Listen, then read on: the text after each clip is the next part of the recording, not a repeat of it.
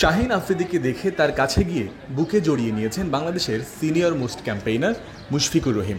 বড় ভাইয়ের মতো স্নেহ মেশানো ভঙ্গিতেই পাকিস্তানি এই তারকাকে বরিশাল দলে স্বাগত জানালেন মুশফিক। তর্ক সাপেক্ষে বিপিএল এর সবচেয়ে বড় তারকা এখন বাংলাদেশে।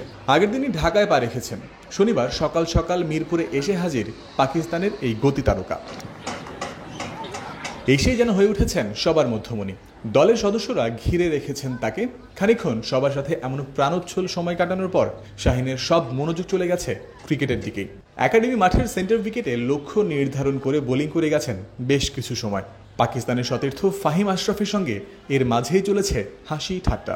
দুজনে জুটি বেঁধে বোলিং করেছেন। বিপিএলে ফরচুন বরিশালের ম্যাচে তাদের বোলিং জুটি কেমন হতে পারে সেটারই একটা আভাস যেন পাওয়া গেল তাতে।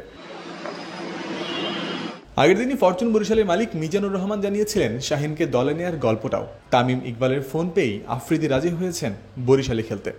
আমরা কল করেছি, হি প্লে ফর আস আদার, মানে তামিম নিজেই কথা বলে জাস্ট উই সাইন হিম। তামিম ইকবালই আসলে শাহিন আফ্রিদিকে আসলে বরিশালে নিয়ে আসে। জি, তামিম ইকবালে নিয়ে আসছেন।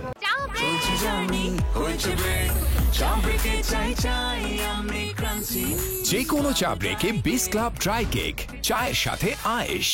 শোনা যায় মাত্র 15 দিনের জন্য শাহিনকে দলে পেতে 4 কোটি টাকা খরচ করেছে বরিশাল। এমন গুঞ্জনকে অবশ্য উড়িয়ে দিয়েছেন ফরচুন বরিশালের মালিক। This is not true.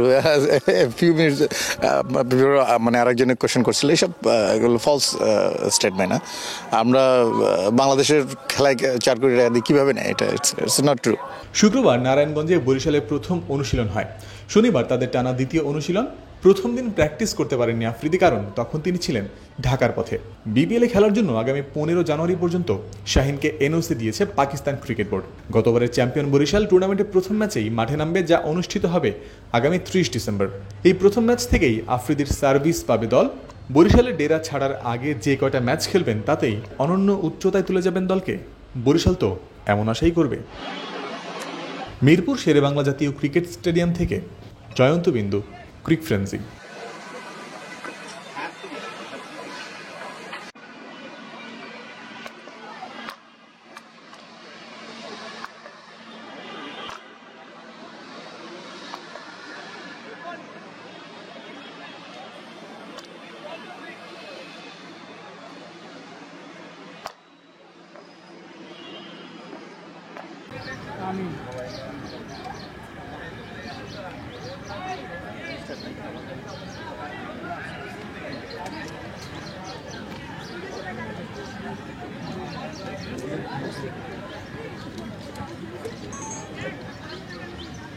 হইলা পরে একটু